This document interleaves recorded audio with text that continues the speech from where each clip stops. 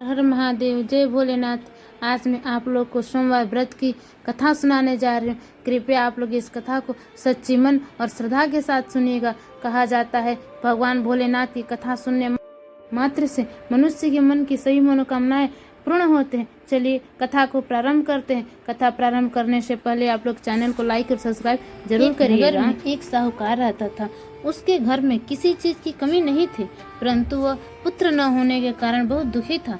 पुत्र की कामना के लिए वह प्रत्येक सोमवार शिव जी का व्रत और पूजन किया करता था तथा सायंकाल मंदिर जाकर शिव जी के सामने दीपक जलाया करता था। उसके इस भक्ति भाव को देख करके एक समय माता पार्वती ने शिव जी से कहा, प्रभु, यह साहूकार आपका अनन्य भक्त है, बड़ी श्रद्धा से आपका व्रत और पूजन करता है। आपको इसकी मनोकामना पूर्ण करनी चाहिए। यदि आप ऐसा नहीं करेंगे तो मनुष्य आपका पूजन तथा व्रत क्यों करेगा? माता पार्वती का ऐसा आग्रह देख शिव जी कहने लगे, हे पार्वती, इसके भाग्य में पुत्र न होने पर भी मैं इसको पुत्र की प्राप्ति का वर देता हूँ, परंतु वह 12 वर्ष तक ही जीवित रहेगा। माता पार्वती और भगवान शिव का यह वार्तालाप साहूकार सुन रहा था। इससे उसको न तो प्रसन्नता हुई और न ही दुख हुआ। वह पूर्व की तरह शिव जी का व्रत और पूजन करता रहा। कुछ समय बाद साहूकार के घर अति सुंदर पुत्र हुआ। साहूकार के घर में बहुत खुशी मनाई गई। साहूकार असलियत जानता था, इसलिए उसने न तो अधिक प्रसन्नता प्रकट की और न ही किसी को यह भेद भी बताया।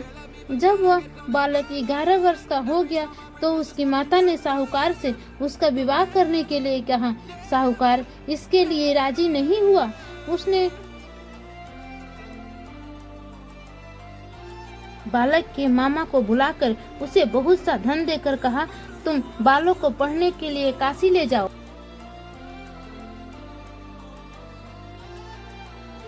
और रास्ते में यज्ञादि शुभ कर्म करते हुए जाना। दोनों मामा भांजे यज्ञ करते, ब्राह्मणों को भोजन कराते तथा दक्षिणा देते काशी जी की ओर चल पड़े। रास्ते में एक शहर पड़ा। उस शहर का राजा की कन्या का विवाह था, परंतु जो राजकुमार विवाह करने के लिए आया था वह एक आंख से काना था। उसके पिता को इस बात की बड़ी चिंता थी कि कहीं राजकुमार को देख राजकुमारी तथा उसके माता पिता विवाह में किसी प्रकार की अड़चन पैदा न कर दे। जब उसने सेठ की के अति सुंदर लड़के को देखा तो मन में विचार किया, क्यों न द्वाराचार के इस लड़की से वर का काम चलाया जाए। ऐसा मन में विचार कर राजकुमार के पिता ने उस लड़के और उसके मामा से बात की। वे राजी हो गए। फिर उस साहूकार के लड़के को वर के कपड़े पहनाकर तथा घोड़ी पर बैठा कर के कन्या के द्वार पर ले गए। सभी कार्य बिना किसी विघ्न को पूर्ण हो गया। राजकुमार के पिता ने सोचा कि यदि विवाह कार्य भी इसी लड़के से करा दिया जाए तो क्या बुराई है। ऐसा विचार कर लड़के और उसके मामा से कहा, यदि आप फेरों और कन्यादान के काम भी करा दे तो मैं इसके बदले आपको बहुत सारा धन दूंगा। दोनों ने इसे सहर्ष स्वीकार कर लिया। विवाह कार्य अच्छे तरह से संपन्न हो गया। सेठ का पुत्र जिस समय जाने लगा तो उसने राजकुमारी की चुंदड़ी के पल्लों पर लिख दिया, तेरा विवाह मेरे साथ हुआ है, परंतु जिस राजकुमार के साथ तुमको भेजेंगे वह एक आंख से काना है। मैं काशी जी पढ़ने जा रहा हूँ। सेठ के लड़के के जाने के पश्चात राजकुमारी ने जब अपनी चुंदड़ी पर ऐसा लिखा हुआ पाया तो उसने अपने पिता को सारी बात बताने के बाद काने राजकुमार के साथ जाने से मना कर दिया।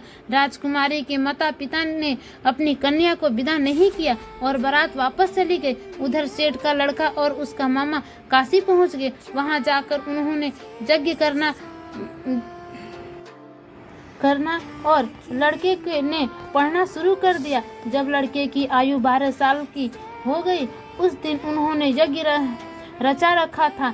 लड़के की तबीयत खराब हुई। वह अंदर जाकर के लेटा और उसके प्राण निकल गए। तब उसके मामा ने आकर देखा कि उसका भांजा मृत पड़ा है तो उसको बहुत दुख हुआ। उसने सोचा कि अगर मैं अभी रोना पीटना मचा दूंगा तो यज्ञ का कार्य अधूरा रह जाएगा। अतः उसने जल्दी से यज्ञ का कार्य समाप्त करवा कर ब्राह्मणों के जाने के बाद रोना पीटना शुरू कर दिया।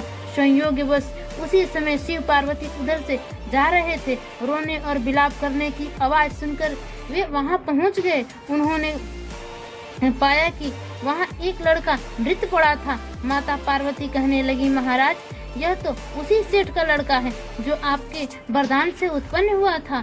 शिव जी ने कहा, हे पार्वती, इसकी आयु इतनी ही थी। तब पार्वती जी ने कहा, प्रभु, इस बालक को और आयु दे दो, नहीं तो इसके माता पिता तड़प तड़प कर मर जाएंगे। माता पार्वती के बार बार आग्रह करने पर शिव जी ने उसको जीवन का वरदान दिया। शिव जी की कृपा से वह लड़का जीवित हो गया। शिव जी और माता पार्वती कैलाश पर्वत को चले गए। शिक्षा पूर्ण होने पर वह लड़का और उसका मामा उसी प्रकार यज्ञ आदि शुभ कर्म करते अपने घर की ओर चल पड़े। रास्ते में उसी शहर में आए जहाँ की राजकुमारी से महल में ले जा करके उसकी बहुत भगत की तथा बहुत से दास दासियों सहित आदर पूर्वक अपनी राजकुमारी और जमाई को विदा किया। इधर साहूकार तथा उसकी पत्नी अपने पुत्र को ही वो सही सलामत लौट आया देखकर बहुत खुश हुए। जो कई सोमवार के व्रत को सही सलामत लौट आया देखकर बहुत प्रसन्न हुए। जो कोई सोमवार के व्रत को धारण करता है अथवा इस कथा को पढ़ता या सुनता है, उसकी समस्त मनोकामनाएं पूर्ण होती है तथा इस लोक में नाना प्रकार के सुख भोग कर अंत सदा शिव के लोक को प्राप्त होता है। हर हर महादेव, जय भोलेनाथ। बोलिए बाबा भोलेनाथ की जय। चैनल को लाइक और सब्सक्राइब जरूर करिएगा। धन्यवाद।